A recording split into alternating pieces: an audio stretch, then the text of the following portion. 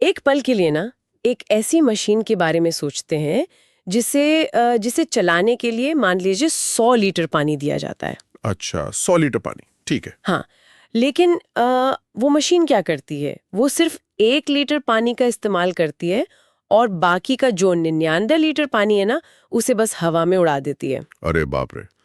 मतलब अगर कोई इंजीनियर आज के समय में ऐसी कोई मशीन डिजाइन कर दे तो पक्का उसका लाइसेंस तुरंत रद्द हो जाएगा, है ना। हम यही कहेंगे कि ये तो पूरी तरह से डिजाइन का फेलियर है, पानी की सरासर बर्बादी है। बिल्कुल, एकदम सही बात है। लेकिन हैरानी की बात यह है कि ये कोई खराब मशीन नहीं है और ये मशीन इस वक्त हमारे चारों ओर मौजूद है, पूरी तरह से काम कर रही है। बिल्कुल, और इसे हम वाष्पोत्सर्जन कहते हैं। हाँ, वाष्पोत्सर्जन यानी ट्रांसपिरेशन।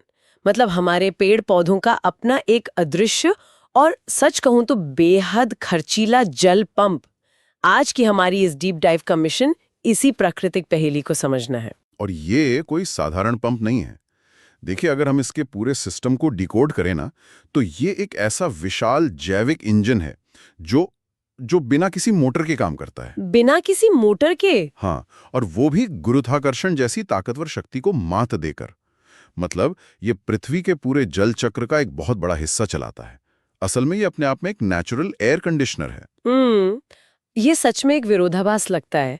मतलब जब हम किसी पेड़ को देखते हैं तो वो एकदम शांत, स्थिर और चुपचाप खड़ा दिखाई देता है। ऐसा लगता है जैसे वो बस आराम से धूप सेक रहा है। हाँ, और यही हमारी सबसे आम गलतफहमी है। अच्छा। हम अक्सर पौधों को बस निर्जीव खंभों या किसी सजावट की चीज की तरह देखते हैं, लेकिन उनके उस शांत बाहरी आवरण के नीचे ना एक बहुत ही एक्टिव और शोर शराबे वाली बायोलॉजिकल क्रिया हर सेकंड चल रही है। मतलब अंदर पूरी एक फैक्ट्री चल रही है। बिल्कुल।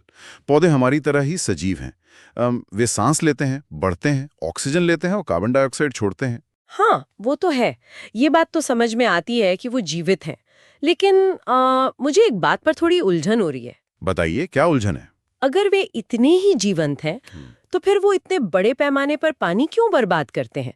मेरा मतलब है, अगर किसी इंसान को 1 लीटर पानी की जरूरत है और वो 100 लीटर पानी पी के बाकी 99 लीटर पसीने में बहा दे, तो वो डिहाइड्रेशन से तुरंत गिर पड़ेगा।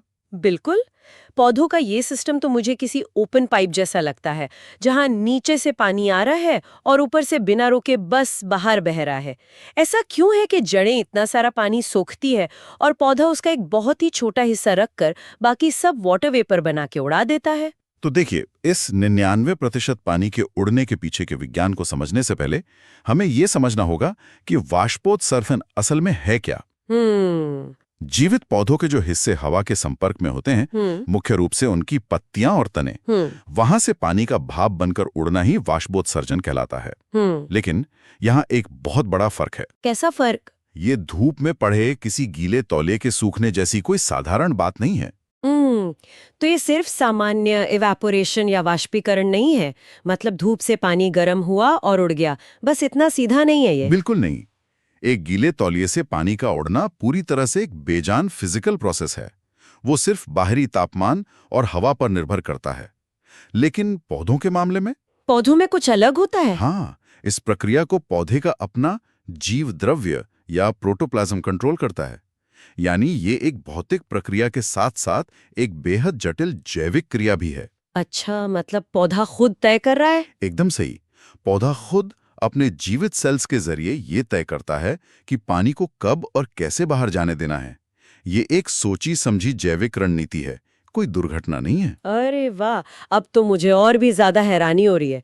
अगर ये एक सोची समझी रणनीति है तो चलिए इस पूरे मैकेनिज्म के अंदर चलते हैं। बिल्कुल, चलिए।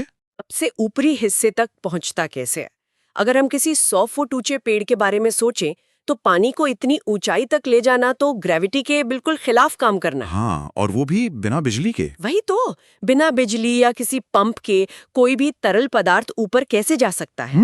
गुरुत्वाकर्षण के विरुद्ध पानी की इस यात्रा को वैज्ञानिक असल में 4 मुख्य पड़ावों में देखते हैं। ओके, 4 पड़ाव। पहला कौन सा है? सबसे पहला पड़ाव है मिट्टी और जड़ें। जड़ें मिट्टी में गहराई तक फैल जाती हैं और वहां से पानी और जरूरी मिनरल्स को लगातार सोखती रहती हैं। तो क्या जड़ें किसी मोटर के इनटेक वाल्व की तरह काम करती हैं, जो पानी को ऊपर की तरफ धकेलती हैं? ये एक बहुत ही आम धारणा है कि जड़ें पानी को धकेलती हैं। हाँ, जड़ों का थोड़ा दबाव जरूर होता है, लेकिन 100 फुट ऊपर तक पानी धकेलने के लिए वो बिल्कुल भी काफी नहीं है। तो फिर पानी ऊपर कैसे जाता है? असल में पानी नीचे से धकेला नहीं जाता, बल्कि ऊपर से खींचा जाता है। और यही हमारा दूसरा पड़ाव है, तना। अच्छा, तना खींचता है। तने के अंदर जाइलम वाहिकाएं या जाइलम वेसल्स होती हैं। ये बहुत ही सूक्ष्म मृत कोशिकाओं से बने पाइपों का एक जाल है जो जड़ों से पत्तियों तक फैला है। एक मिनट। अगर ये पाइप मृत कोशिकाओं से बने हैं, डेड सेल्स हैं, तो वे पानी को खींचते कैसे हैं? यहीं पर पानी की अपनी फिजिकल प्रॉपर्टीज काम आती हैं। देखिए, पानी के मॉलिक्यूल्स में ना एक दूसरे से चिपकने की बहुत तेज प्रवृत्ति होती है। जिसे कोहेजन कहते हैं। बिल्कुल, कोहेजन। और वे जाइलम पाइप की दीवारों से भी चिपकते हैं, जिसे अधेशन कहते हैं। समझ रही हूँ। तो बस कल्पना कीजिए कि पानी की बूंदें एक दूसरे का हाथ पकड़कर एक बहुत लंबी, कभी न टूटने वाली चेन बना लेती हैं। अरे वाह, ये तो बहुत दिलचस्प है। हाँ, और जब सबसे ऊपर की पत्ती से पानी का एक मॉलिक्यूल भाप बनकर उड़ता है, तो वो अपने पीछे वाले मॉलिक्यूल को ऊपर खींच लेता है। इस तरह जड़ों तक पूरी की पूरी चेन एक कदम ऊपर खिसक जाती है। कमाल की बात है। यानी जाइलम कोई मोटर नहीं है, बल्कि ये तो किसी कुएं से रस्सी खींचने जैसा है, जहां रस्सी खुद पानी से बनी हुई है। बहुत ही शानदार उदाहरण दिया आपने। बिल्कुल ऐसा ही होता है। और ये पानी जाइलम से होता हुआ तीसरे पड़ाव पर पहुंचता है, यानी पत्तियों तक। और चौथा पड़ाव? चौथा पड़ाव है वायुमंडल, जहां ये पानी भाप या वाष्प के रूप में हवा में मिल जाता है। मेरी उलझन अभी भी वहीं की वहीं है। पानी पत्तियों तक पहुंच गया, ये तो मैं समझ गई, लेकिन वो बाहर कैसे निकलता है? मतलब हमारी इमारतों की प्लम्बिंग में तो नल लगे होते हैं, हम नल खोलते हैं, पानी आ जाता है। पत्तियों में तो कोई नल नहीं होता ना, तो ये पानी हवा में उड़ने के लिए कौन सा रास्ता इस्तेमाल करता है? क्या पत्तियों में कोई छेद होते हैं? बिल्कुल होते हैं। पत्तियों में लाखों बहुत छोटे छोटे छिद्र होते हैं, जिन्हें स्टोमेटा कहा जाता है। अच्छा, स्टोमेटा। हाँ, वनस्पति विज्ञानी अक्सर इन्हें पत्तियों के जैविक द्वारपाल या बायोलॉजिकल गेटकीपर्स कहते हैं। जैविक द्वारपाल, नाम तो बड़ा अच्छा है। अगर आप पत्ती की बाहरी त्वचा यानी एपिडर्मिस को माइक्रोस्कोप से देखेंगी ना, तो ये स्टोमेटा छोटे छोटे होंठों की तरह दिखाई देते हैं। और इन छिद्रों के दोनों तरफ पहरेदार कोशिकाएं होती हैं, जिन्हें गार्ड सेल्स कहते हैं। ये गार्ड सेल्स काम कैसे करते हैं?